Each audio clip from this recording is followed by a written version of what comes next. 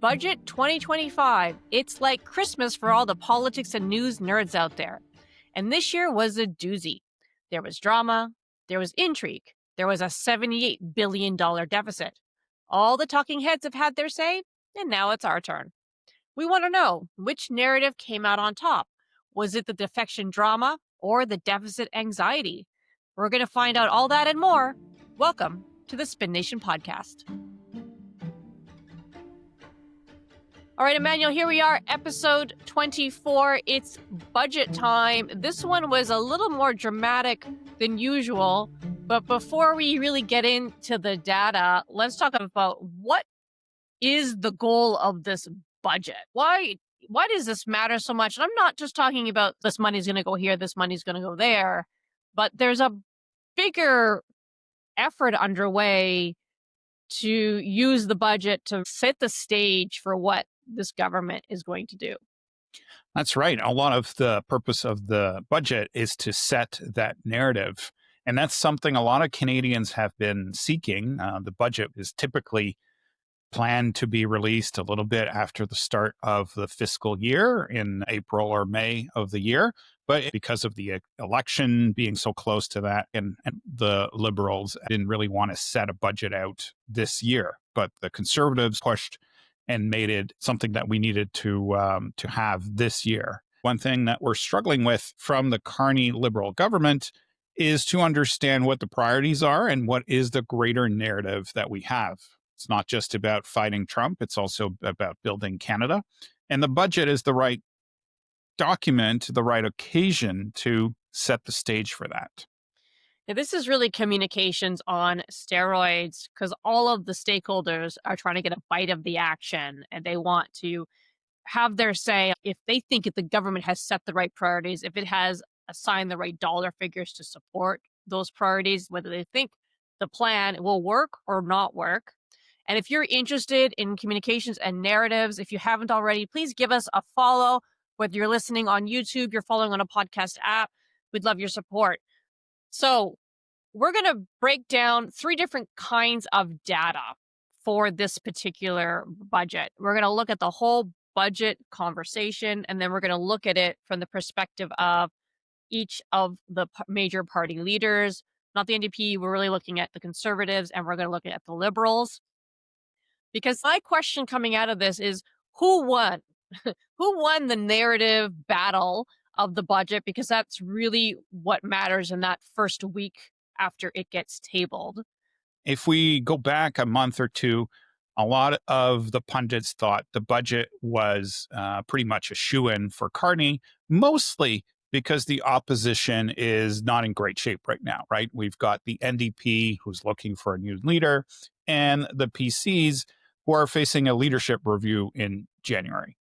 So I think a lot of people were thinking, it's just going to go through and, there might be some of the usual trying to extract, a pound of flesh in exchange for support for the budget, but that it would be kind of easy to find the right partners for the Liberals to get the votes they need from the majority to form a majority. But in the last couple of weeks prior to the budget, there was a surprising amount of speculation that finding these votes would actually be hard for Carney. I was of the camp going in thinking that there was some saber rattling about an election, but none of the major parties really had the appetite for it. That Poilievre was not polling fantastically. He actually was polling a little better, and maybe that gave him a bit of a boost to think, yes, maybe we should push this to an election. For those of you listening who are not all that familiar, a budget vote is considered a confidence vote in the government. And when the government tables a budget, if it doesn't have enough votes to pass the budget bill, it's considered a vote of no confidence and essentially triggers an election. So I just want to clarify for those of you listening who are not super familiar with the process of why this matters. And I just want to point out that this has actually destroyed the career of some prime ministers. Yeah, so this cut short the career of Joe Clark in 1979. It cut short the career of Paul Martin as prime minister in 2000. I did not think that the other parties actually wanted to go to an election, but they wanted to use this opportunity to get some wins, saber rattle, rally the base. And that's why I thought Carney and Minister Champagne were going to be on a defensive back foot. I had noticed they've been ramping up the rhetoric, let's say week leading up to the budget, where they started using more aggressive language. Like if we recall, Mark Carney did this random out of nowhere address to the nation speech, and he was preparing people for sacrifices. It's going to be a tough time, gird your loins speech. But then they shifted using words like generational budget, transformational, really big hypey words going into it. So I noticed that shift. So it felt like they were trying to change people's perception about what this budget is, because like sacrifice was the big word that came out of his speech prior to this. So let's now look at the data. Let's assess who we think won budget 2025. Why don't we start with looking at the whole budget conversation? Now, for those who are listening, these are some of the narratives that we were tracking. We were looking if there was going to be an election. We were looking about austerity and sacrifice, because this is what Prime Minister Carney was introducing. We knew there was layoffs potentially coming. We knew that there was going to be climate announcements. And then the big bucket was what we're calling capital investment. So investment in infrastructure, tax changes. So anything that was going to be encouraging companies and businesses, both Canadian and foreign, to open the coffers and spend money. We are also looking at messages that were being pushed by the Conservative Party, also deficits. So again, this was what was being speculated, and the speculation that the deficit could grow to as much as $100 billion. So that's what we were tracking. A lot there, obviously, but we think it's important to understand which of these really popped the most, because that's going to tell us what people latched onto. So, what did you see in the data? What popped the most? We looked at the week leading up to the budget. Going in was this election question. That was top of mind. Is this going to trigger election? I think most Canadians really did not have the appetite for another federal election. But then starting on November 3rd, the budget was tabled on the 4th. The biggest, most dominant narrative is that deficit. So $78 billion, that was some sticker shock. Canadians have always been very wary of large deficits. I still remember in the early 1990s, where our deficit reached some pretty high proportions after the Mulroney government and the incoming Jean Chrétien government had to clean up a lot of that. And it created quite the message of austerity as they reduced the public service and tried to sanitize Canadian finances. Now, what I found interesting was because we were tracking austerity, so this is going to be cuts to programs, and then of course there was like 40,000 jobs and that are going to be eliminated in the public service. Those are there, we see them, but they are really quite dwarfed by the deficit. And then the second biggest messaging coming out is around capital investment. Minister Champagne and Carney are really positioning this budget as we are investing in productive growth. So yes, we're taking on more deficit, but we have the wiggle room to do it. We can all debate. Let's debate. We can think that is true or not. So we need to accept this deficit, but it's going to lead to, I think they've said $1 trillion of investment going forward. Right. So they managed to get their messaging to reflect or to counter the deficit narrative and shifted into, well, is this deficit that we're investing with going to generate those returns? So I think they did a decent job of offsetting that danger when it comes to that deficit conversation. But I do think that things worked out in their favor because there was a wild card during budget day. It was wild. For those who are not following, his name is Chris d'Entremont. He is an MP from Nova Scotia. Is that right? I think he's Nova Scotia. He crossed the floor on budget day. And while the story about d'Entremont's defection was big in the overall budget conversation, it really does not push as much as the deficit does. I mean, it's maybe a quarter of the deficit conversation and maybe half of the capital investment. And then we're looking at the overall budget. Yes. Our next data sets, or it changes the storyline, but it for sure, I would say, took the wind out of the sails of the election conversation. Out of the election conversation, and I think in the counter messaging for the Conservative Party. I want to ask you, so you set up some of the keywords that we were looking for the Conservative Party messaging. So what are these keywords? Well, Yeah. I really looked at what they were putting out in relation to the budget. So they were talking about affordability. This Mhm. was a very big keyword. And I would say this is also important to understand about who the different parties were speaking to. So my interpretation is that Prime Minister Carney and Minister Champagne, they were speaking to the investment community, they were speaking to governments, they were speaking to international organizations. That was their audience. Because what they are wanting to do is say Canada is open for business for money to come in. There's some gives for like the regular everyday Canadian, but this wasn't a populist budget.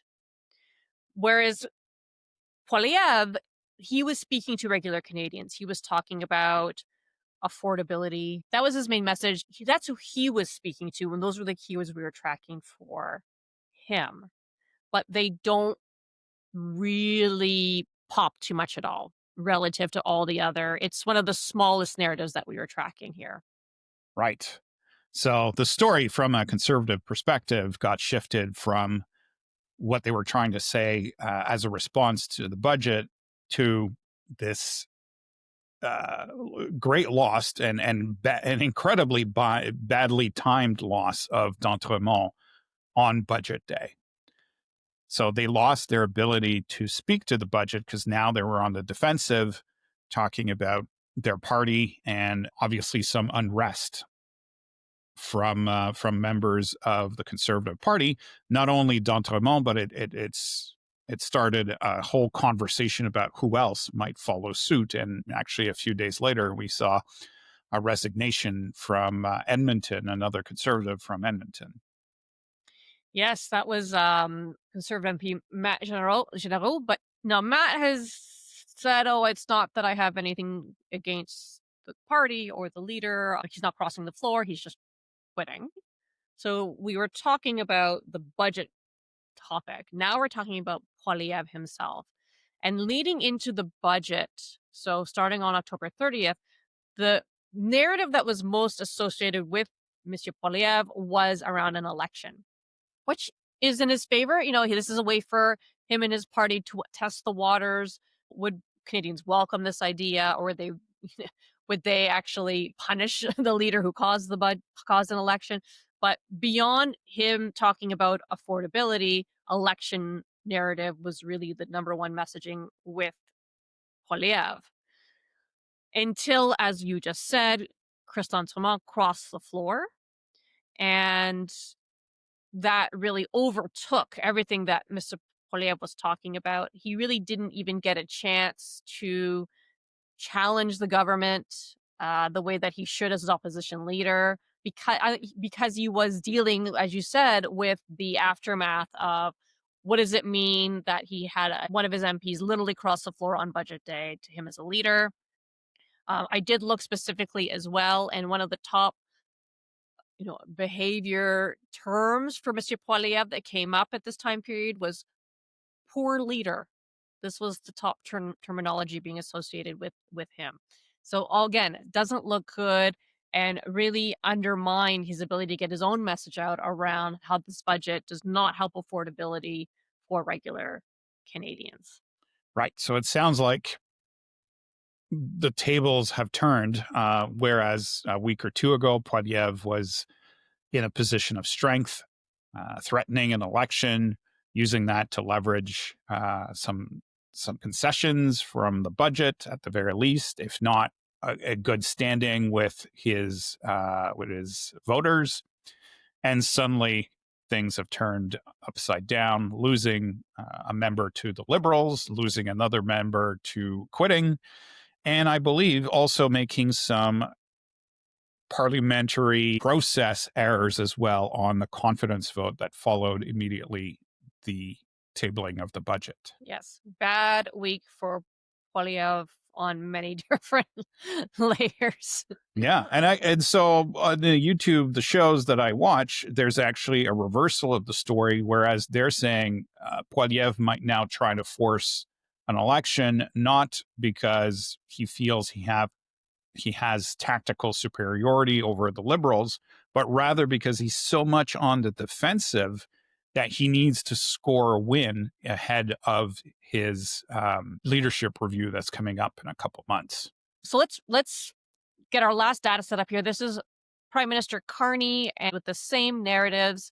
Going into the budget, election was the top narrative. People were really wondering if this was going to happen. But when the budget was tabled, deficit. This is the big issue. Is something that Canadians are very concerned about, very fiscally conservative as a country. And of course, Saint-Simon plays a role. There is some pickup on that capital investment, but by a long shot, people are associating Mark Carney with this deficit.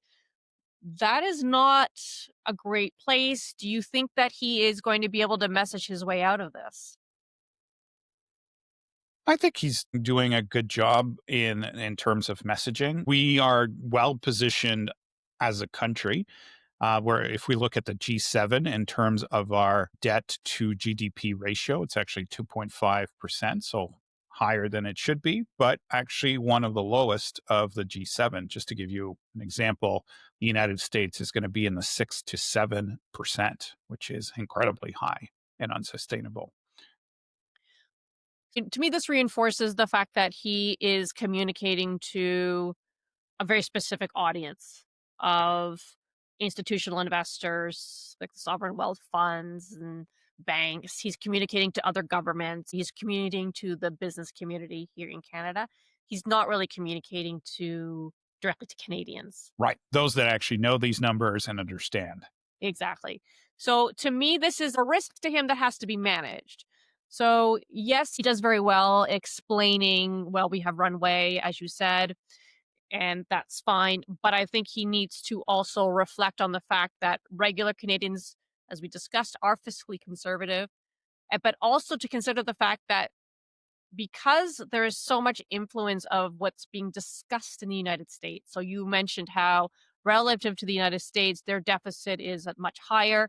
And this is actually a very big topic of conversation in the US around how their deficit is unsustainable.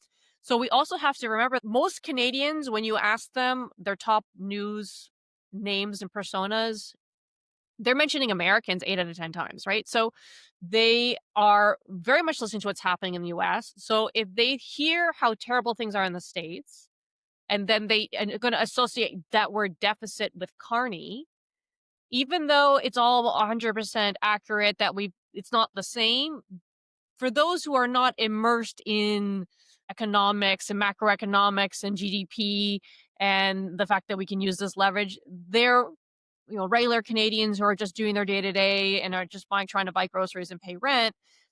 They, I think, are going to have a negative association with Mr. Carney with this concept of deficit. And I think that he ignores that to his peril.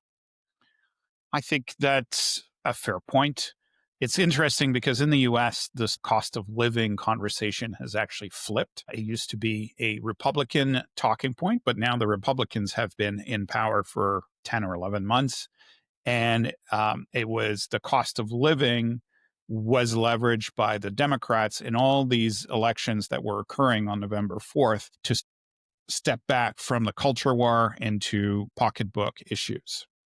And so the left has been leveraging the cost of living in the US, which kind of goes against the grain of what's happening here in Canada, where conservatives are using that as an argument, but not getting, I feel, the same bite out of it than the Democrats were able to leverage in the US.